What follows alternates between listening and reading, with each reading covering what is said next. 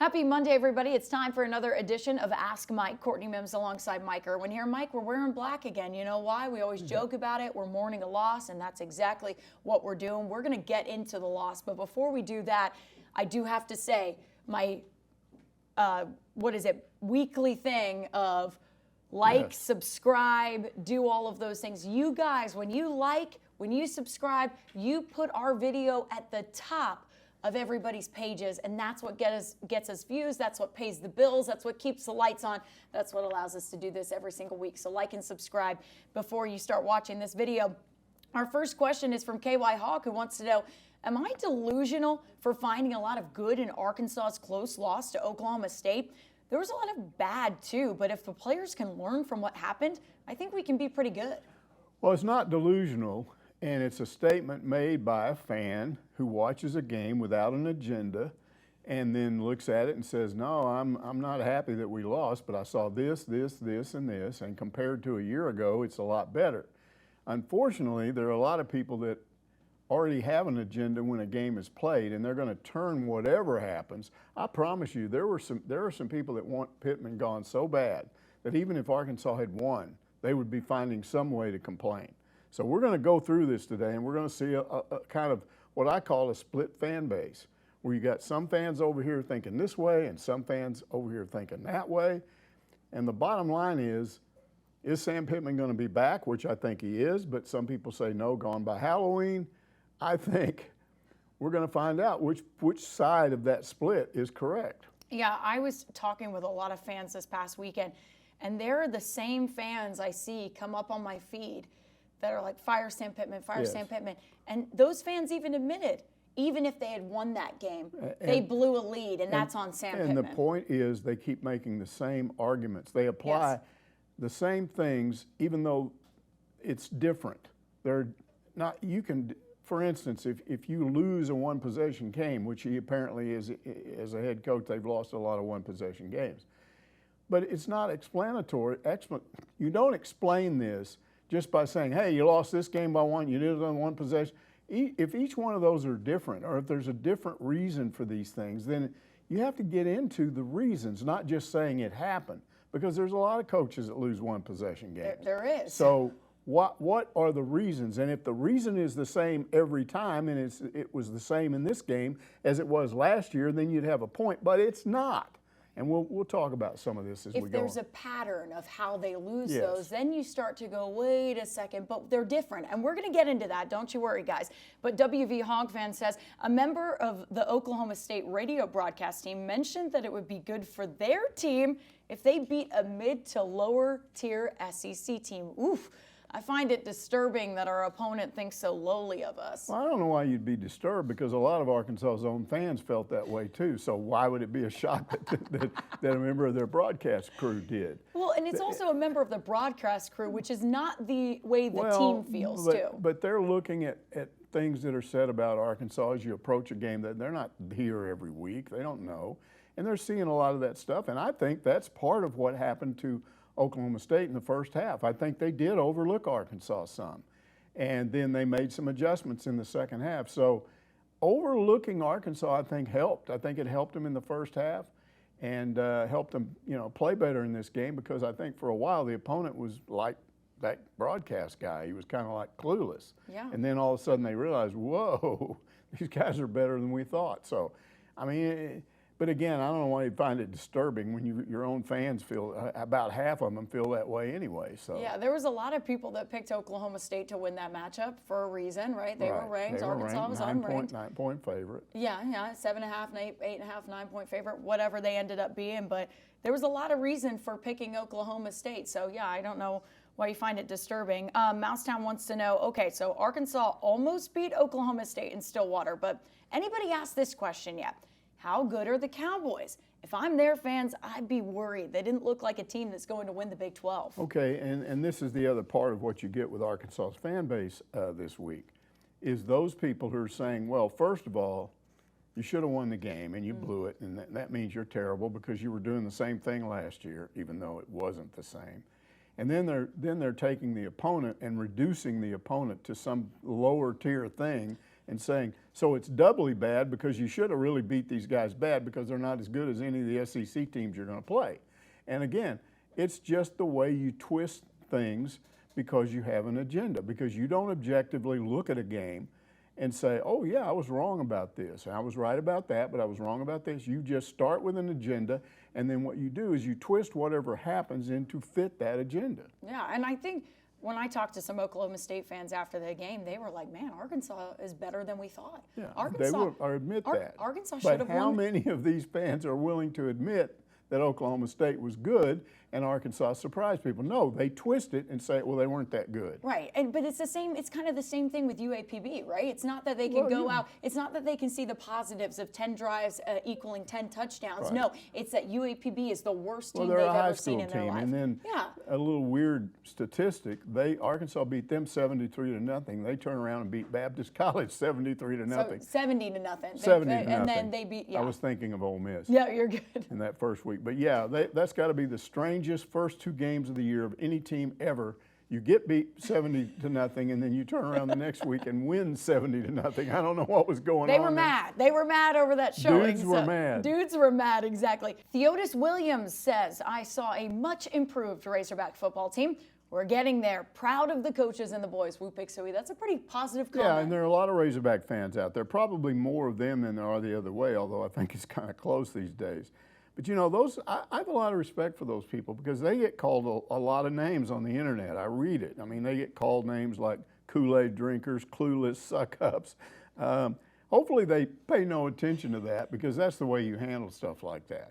But yeah, I hope he's rewarded for his loyalty as this season goes along. Here's the thing that you're not going to get, and you wish that you would see it, but if this team does turn things around and it has the kind of season I think they're going to have, you'd like to see at the end of the year these people come forward and say, yeah, I said a lot of stupid things, and I'm admitting I was stupid, but they're not probably going to do that. But we did find one guy that responded to that, and we saved it, and you're going to read what he had to say, including his name, because he deserves some attention He does. I really like what he said. So this is from Joshua Brown on Facebook. My take on the Arkansas-Oklahoma State game, for what it's worth. Tuck and I made the trip to Stillwater, and it was a great game and a great atmosphere. It sucks the Hogs lost, especially the way it happened and the fast start we had, but we had 650 yards of offense and took a ranked team to double OT on their field.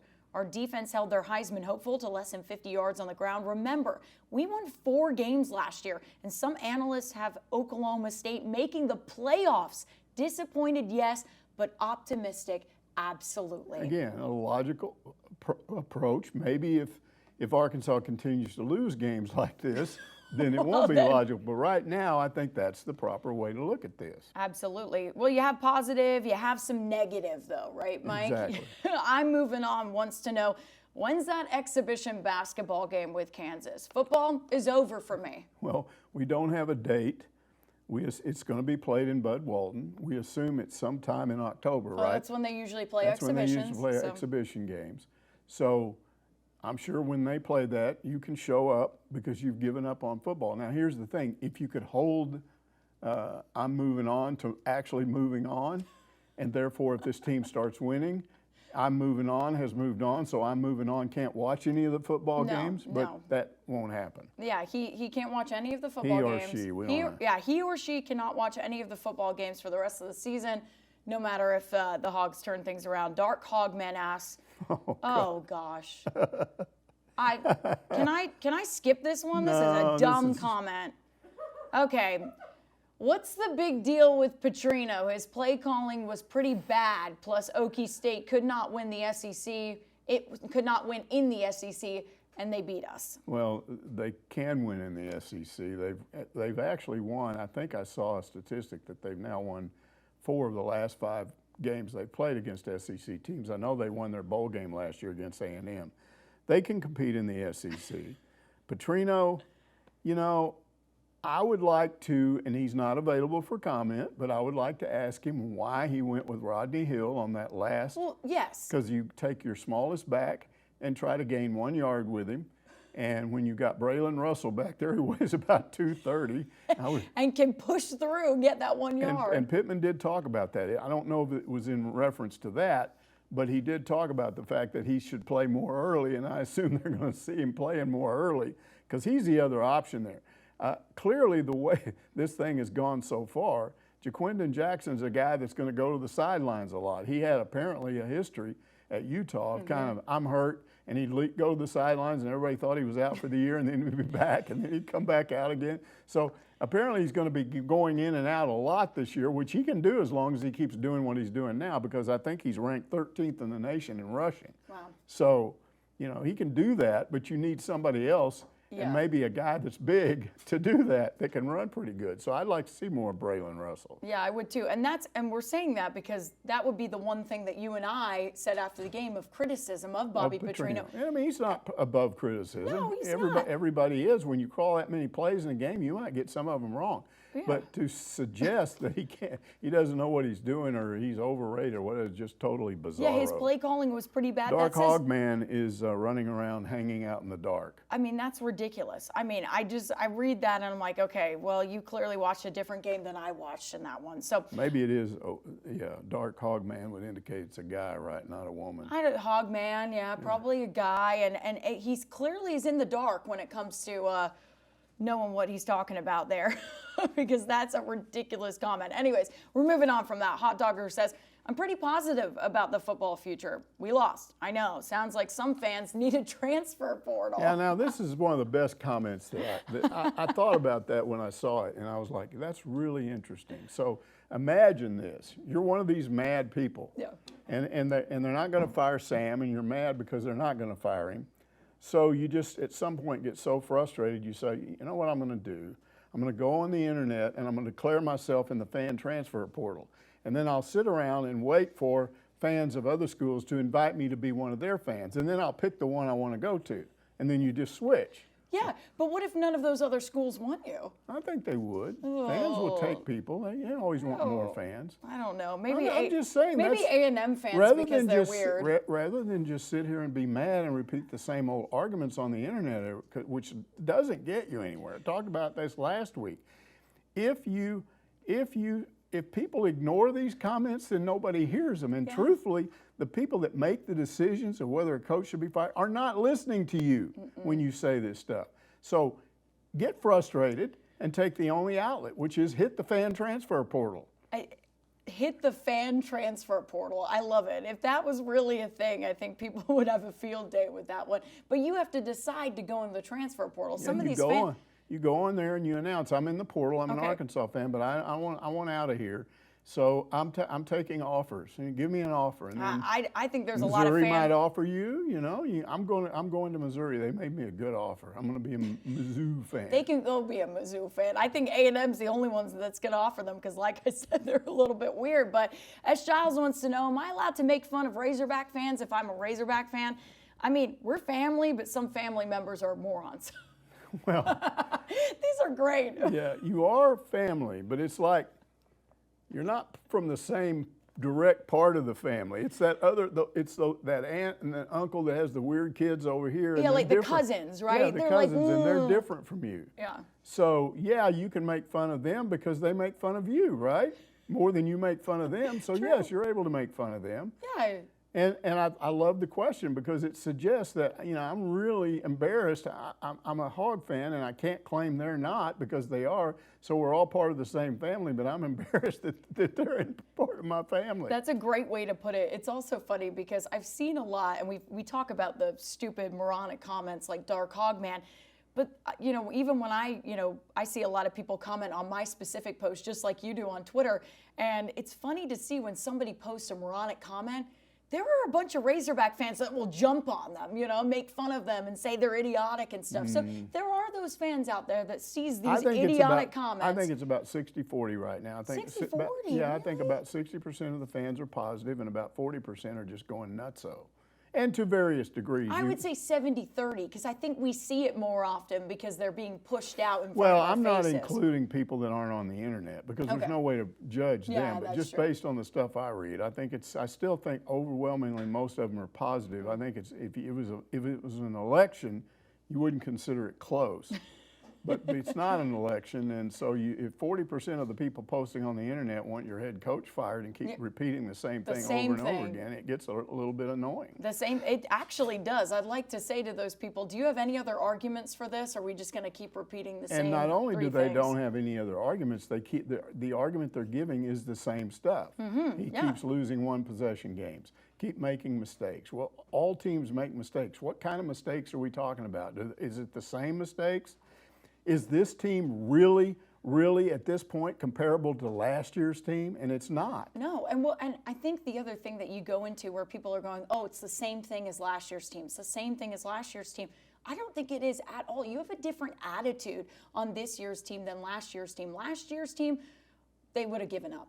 Genuinely, they would have said, okay, it's done, it's over, pack it up, be done. That was the attitude of that team. But this year's team, I mean, even Talon Green and Cam Ball in the press conference, they took accountability, right? I mean, Talon said, look, we did a lot of things. We did a lot of good things, but there's a lot of things that we've got to work on. And that's accountability, and that's a really good attitude. The main thing you have is you don't have your quarterback mad at your offensive coordinator. Yeah, and by this time, a year ago, the anger was already there. No, they trust in Bobby Petrino. They trust in him.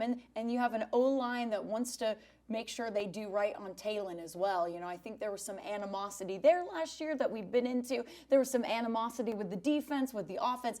I don't think you have that this year. I think you have a team that wants to bounce back and make sure they correct the mistakes that were in this game and then go out and win the next one. Armand Abbey says, self-control is a good habit. After the game, I wanted to trash the whole football program, but I watched a few other games. And after my blood pressure went back to normal, I concluded that the team really has gotten better. Just got to cut down on the mistakes. Yeah, you got to put these things into perspective. So here's some perspective that wasn't there a year ago. We're 2 games into the season, and Arkansas is second in the nation in rushing, in total offense. Second in the nation, not the SEC, in the nation in total offense. Talon Green is, I think, 11th in passing, 11th in the country. And he's a transfer playing at this school for the first time in his first 2 games. He's already 11th nationally. Jaquindon Jackson is 13th in rushing. These are statistics they didn't have a year ago. And statistics aren't everything. They don't indicate turnovers, which is... Or mistakes. But even in scoring, everybody says, well, they don't score. They didn't score. But I think they're ranked up there in scoring, 11th, 12th, somewhere in there in scoring. So having played a really tough team on the road, a team that is – this Oklahoma State team was the polar opposite of Arkansas in terms of makeup. Yeah. Arkansas is a new team with new parts. You got a new quarterback, a new offensive coordinator, a new starting running back. You got 3 new guys on the offensive line that have to mesh in with 2 returning guys. You have new linebackers. You have a bunch of guys in the secondary that having to mesh with guys that were already here in the secondary. So you're going to have all of this stuff that's different. Yeah. Going up against a team that most of these guys have played with each other all 4 years, or if they're a 5th-year guy. They played with the same guys. Oklahoma State had some veterans on that team, some veterans. And that's why they didn't have turnovers. And that's why they didn't crack when Arkansas got up on them early, and it looked like Arkansas might run away with the game. So you can't just look at your team. You have to look at what's on the other side and what were they doing. And so that's what you call perspective. Yeah. And if you don't have an agenda, then you start looking at perspective. There may be some things you don't buy. That's fine if you don't buy some of this stuff. But it's not just, I'm mad, therefore I'm saying this.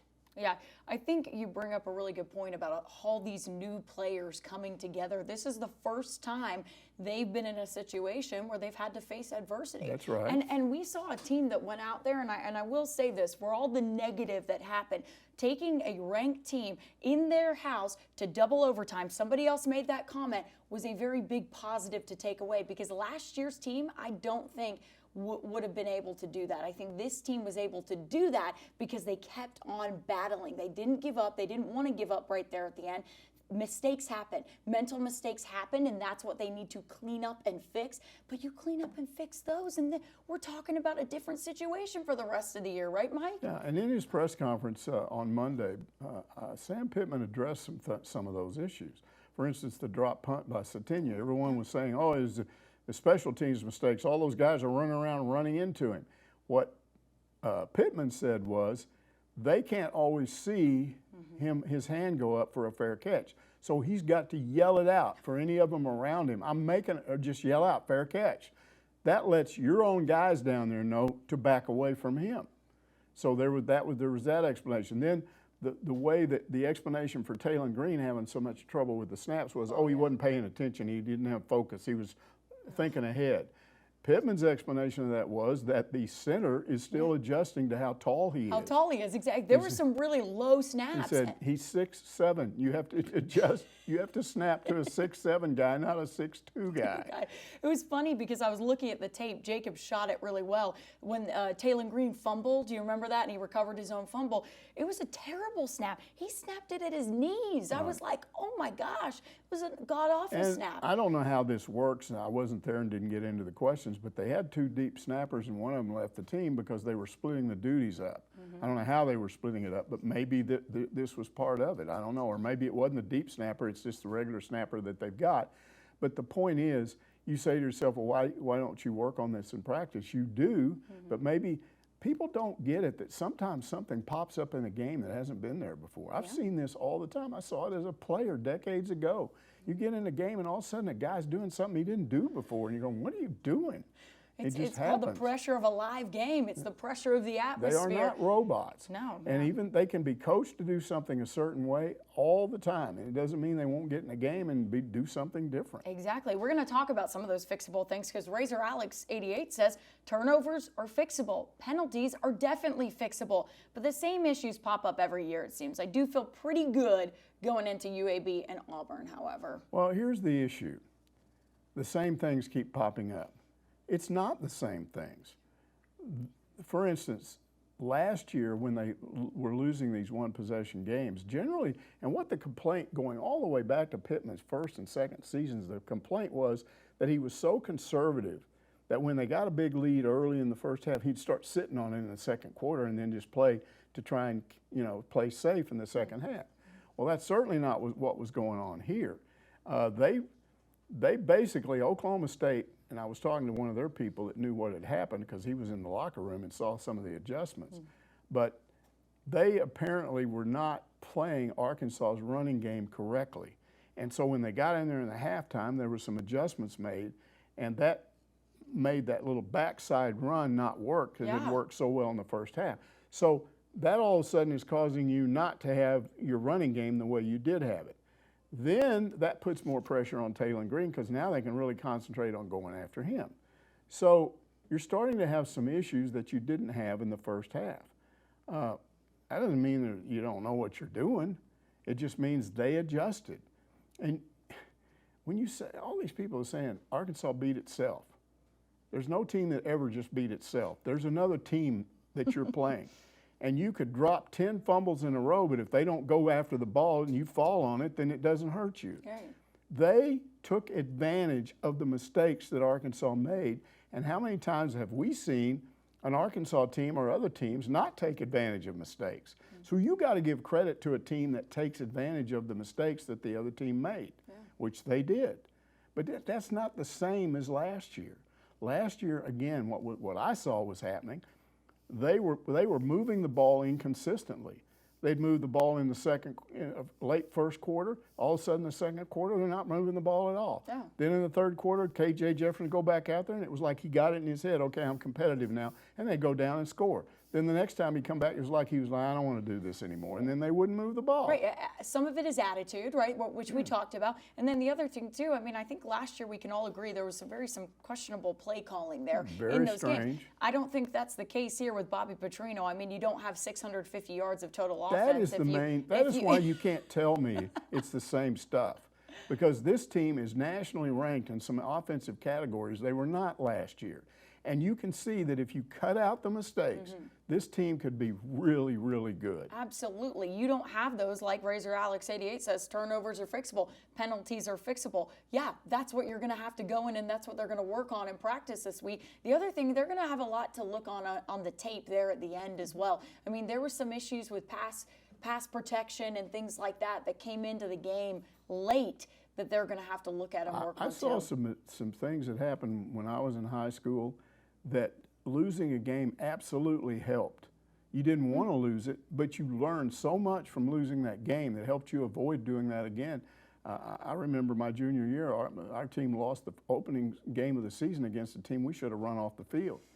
And we solved some of those problems and won 6 straight games. So sometimes you can do that, and then if you react properly, it really helps you. You learn. Yeah. I've always heard Saban said this. You learn more from a loss than a win. Yeah, absolutely. And you really do, because you get to hone in on what some of those mistakes were, clean them up and fix them. Right. Now, if we see a pattern, like you said, yes. right, that's where you've got to go, wait a second. Yeah. Now the same things are showing up with this team, 3-4 games later. So we'll see if this pattern develops. That's what I'm curious to know. Will this become a pattern, or do they fix it going into this week and next? Megan asks, which of the current ranked SEC teams do you think Arkansas has the best chance to beat?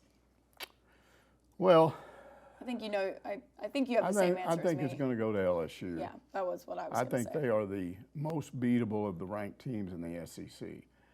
Maybe, depending on how the season goes and how Arkansas is playing toward the end, you might put Missouri in that category. Okay, maybe. But I don't think they're going to beat Tennessee unless something happens to Tennessee. Tennessee looks good. Texas looks good. Ole Miss looks good. And they don't play Georgia or Alabama, although Alabama's up there ranked and they shouldn't be. But Georgia's pretty good. But right now, if I had to talk about the best teams in the SEC, I hate to say this, but Texas is looking awfully good right now because they're good on both sides of the ball. Yep. I think Ole Miss is really good, but they've played nobody. Their statistics are off the charts. But I'm just wondering, when they suddenly line up against a really good SEC team when they're used to playing these meatball teams, if they're not going to have an issue. We'll see. But they're pretty good. I just don't know what kind of an adjustment they're going to have to make. Tennessee scares me. Yeah, they look really good. Their quarterback is a lot like Taylor Green. He's made some mistakes too, but he's tall and he can run and he can throw. Yeah, and they're good on both sides of the ball too. Yeah, they look really, really dangerous. But I agree with you. LSU definitely the most beatable, and obviously that could change depending on who moves in and move out the rankings. Hey, right. LSU could move out the rankings by the time Arkansas plays them. Who knows? We'll have to see. And Hogs We Trust says Sam's record in one-score games is really bad. You mentioned that, Mike. I read it was 6-15. Why? I don't believe in being so-called snake bit or cursed. It seems as if there's always something. Well, again, that's a little bit repetitive because people have already brought that up. But the answer is the same. They aren't this one-score game was not like other one-score games. Yeah. The only similarity was that it was a one-score game. That doesn't mean you're doing the same things over and over again. You hope not, right?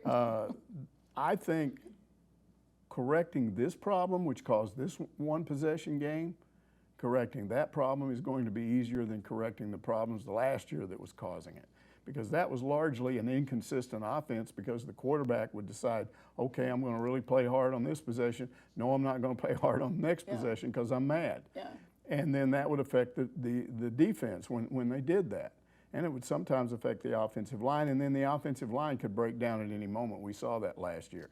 And this offensive line is not perfect, but if you can't see the difference between that O-line and this O-line, you are flat 100% blind. Yeah, there is a big difference, but there is still things they can work on too. I was watching some of what DJ does a breakdown. If you haven't seen it, go over. I think it's on his podcast 4th and 5, but he does a really good breakdown of what they were doing wrong, I guess, and it was pretty negative. But he had a really good breakdown, and there were some issues on the offensive line. He kind of honed in on some of Fernando Carmona Jr.'s mistakes. Just where was he going? What was he doing? Leaving things wide open, not even blocking. Mistakes in a really difficult environment against a really good veteran defense. Absolutely. And a game, honestly, that I think will help prepare them for the SEC opponents coming up. I think it will as well. I'm glad they played that game.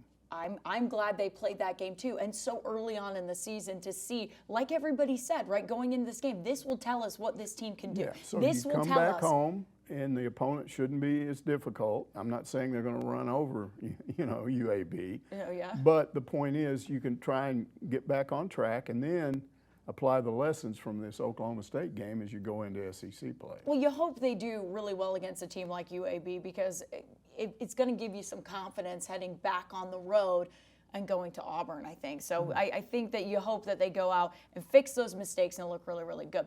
All right, this was a question from last week, Mike, that we actually had to go back and do some research on. So I'm going to read the question for you. Swine American says, it seems like every year we used to hear about players who were deemed academically ineligible and had to take care of classroom issues before participating again. With the transfer portal, I have not heard of one player anywhere being held out in order to address academic issues. Has academic progress gone by the wayside, or is it just not reported on like it used to be? I mean, and last week we pretty much had concluded, no, it hasn't changed. Yeah. But then you talk to your dad, who's he's a college basketball coach. Yeah. And he told you, yes, some things have changed. So explain it. Yeah, so basically it's very deep and kind of convoluted, but the basics of it is that the NCAA is making it very, very hard for athletes to become academically ineligible. Basically, the way my dad put it, you don't go to class and you just don't do a single assignment, you're going to probably be academically ineligible. They don't first of all, it's very hard to do that. Again, they have to go to class. They just need to turn in some assignments, show some sort of interest in going to class. But there's another point that he brought up that I thought was very interesting of why you're not hearing about it as much these days. Yes, they've made it harder. Schools have also upped their resources of helping student athletes as much as they can, right? Mm-hmm. It's changed from 10 years ago. Students who are teetering, student athletes who are teetering, maybe on that line of becoming academically ineligible, they'll get flagged in the system, right? Yes. Boom, flagged. And all of a sudden, that coach gets notified, right? Or coaching staff gets notified, and then they work on helping that student get academically eligible. They start taking preventative measures when it first pops exactly. up, before it gets out of control. Before it gets out of control and that student becomes academically ineligible, they want to make sure they're in the clear and everything. Pig's Feet says 10 home runs in the first fall scrimmage. I'm not going to ask about our pitching because I know it's only fall ball. However, that sure sounds pretty good on the offensive side of things. I don't know. I find this a little bit funny. I find this a little bit funny because Dave Van Horn went to great lengths when he was explaining at the end of last year what happened and all this stuff, and everybody was mad about home run hitting, and supposedly Nate Thompson just teaches guys to swing for the fences. And he said, look, we want to play more small ball. We're going to go out and recruit guys that hit singles and doubles, and we're going to recruit guys that can steal bases because we're going to move our players around like that. And so he goes and gets these guys, and then all of a sudden here they are again hitting home runs. Maybe what's going on here is, whether you like it or not, when you're coached by Nate Thompson, who's your hitting coach, you're going to hit home runs because that's what he does. So there may be some of that. It's too early to say what is happening, but what I would say is if you can do both. No. What if he's got guys that can hit home runs, but they're hitting more singles and doubles and can steal bases? Because that's really the answer to be a complete offensive team. You hit for power. You can also play small ball. You can move guys around on the bases when you need to. But the best way I know of to get runs batted in, if you got two people on base, hit a home run. Everybody comes in. That's true. So that's true. We'll see how this works out. But I do think it's kind of funny that we're back already. Everybody's all excited again. Hit a bunch of home runs. It's unbelievable. But to those people, I mean, he didn't get rid of. I mean, Vahivo Loy is still on the team. You know, you've got guys that can hit for power. Some of these new guys hit some home runs too. They did. But they do have some power hitters on the team. Right. So we'll have to see. It is only fall ball, guys. Just calm down a little bit right now. And it's just one scrimmage, so. Exactly. Hammerhead 28 wants to know, wondering why the soccer, softball, and baseball teams don't schedule a few more road games. You learn more about your team on the road than at home, especially before conference starts. Well, I do think that they do. I mean, they do, yeah. Soccer played an exhibition game against, who was it? Kansas and Kansas State. And they've already played number 8 Michigan on the road, and that was the tie. The only blemish on their schedule because they're 5-0-1. So they certainly have already and they're not near conference play yet. So they are playing. They start conference play right now. They're about to start conference play. But they have played games away from home. Mm-hmm. And then who else are we talking about? Softball. Okay, they don't start their regular season until the spring semester. But if you go back to last year, They played 5 non-conference road games before they got into their conference schedule, so they're doing it. Now, baseball, they will occasionally go and play a road series in the non-conference part of their season, or a couple of midweek games on the road sometimes. Yeah. They don't do it a lot, and I think it's because there's a lot of pressure from the athletic department. We want you to play as many games at Baum Stadium as possible because that generates revenue. And baseball tickets have gotten to the point where they're expensive enough. You're generating revenue if you fill that place up. And so they want you to play more games at home. They don't like you going on the road. Yeah, that makes So sense what to me. baseball does to kind of get around that a little bit is they always play neutral site games. And mainly they go to that tournament in Arlington. That's what they've been doing lately. And it's a good, I think it's good. I think it helps them. Yeah.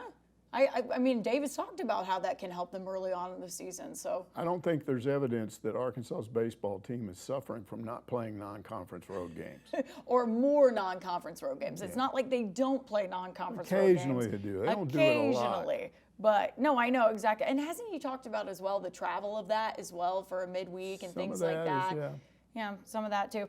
Whippersnapper asks, is it not a conflict of interest for a coach to hire his wife to the staff? For example, Mike Neighbors.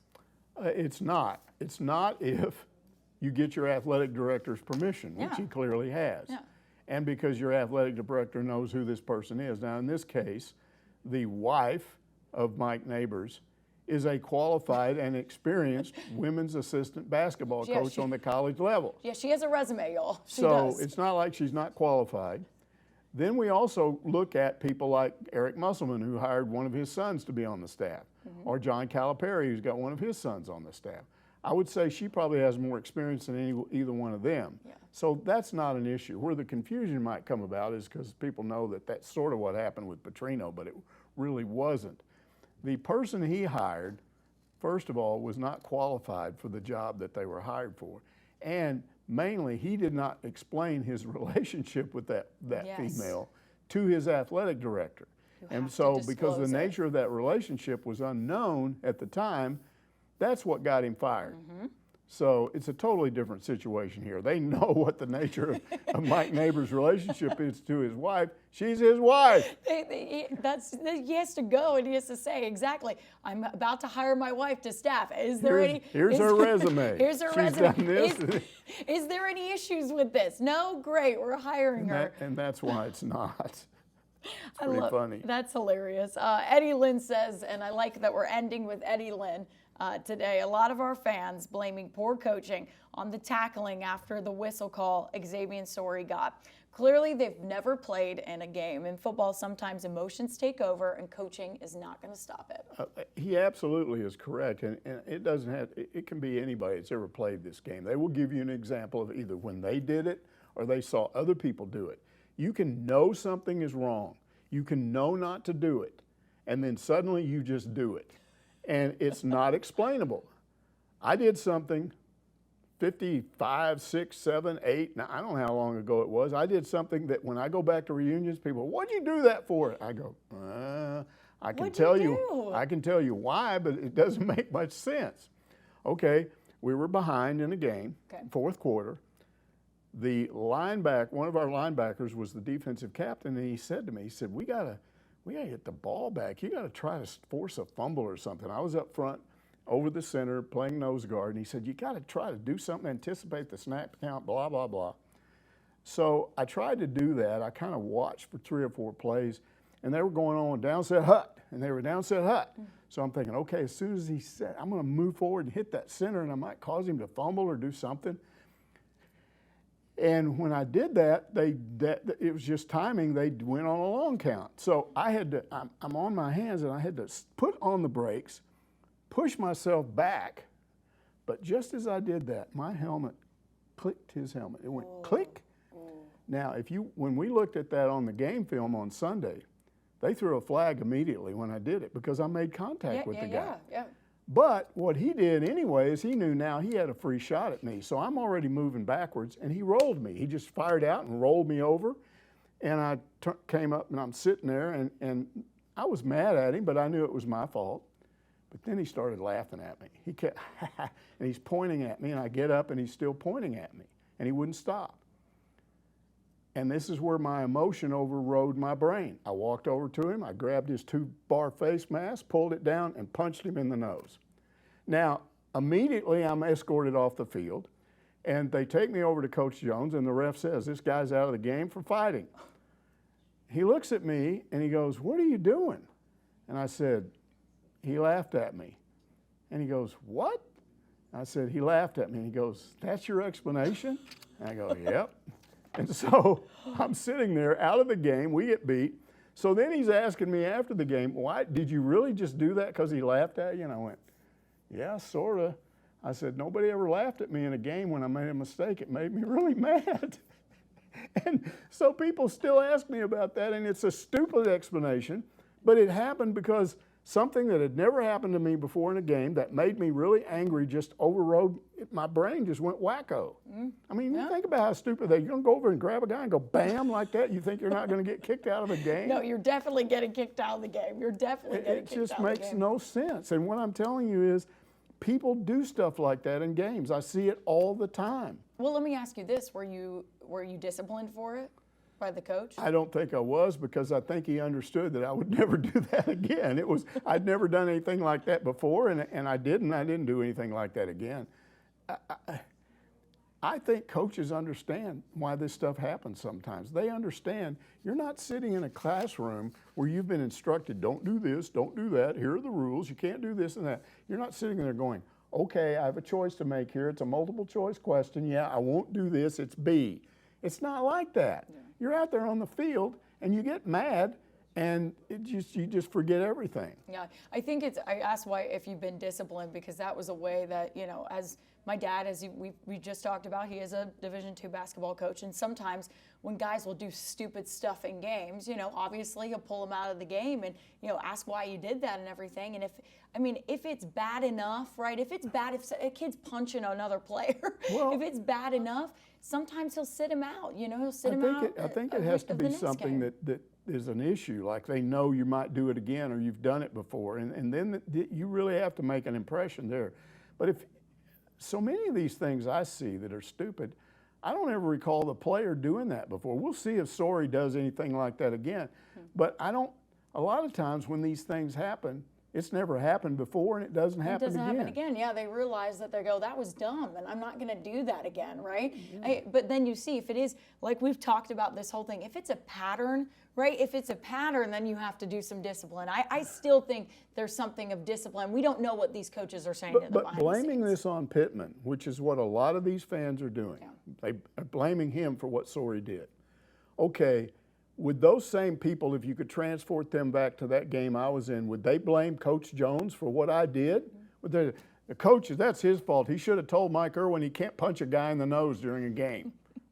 Are you serious? It never crossed my mind that this was Coach Jones's fault. Yeah. I knew immediately it was my fault. And, and there's just no explanation for it. Yeah, but you never did it again, right? Well, I was almost at the end of my senior year. Oh, no, Mike, you did it again? No, I was almost at the end of my senior year, so it didn't come up. I don't think I would have done it again. But it never happened before. That's the whole point. I'd played all JV, full 10-game season, never did it. Played all the previous 2 seasons and most of the third one, and I never did it. It just happened. It just happened, And it was not my coach's fault. Oh, there you go. It was, and you take responsibility for it, right? It's just silly to blame a coach for that. Like he's going, okay, guys, it's all right if you punch people in the nose occasionally, especially if you haven't done it before. It's okay.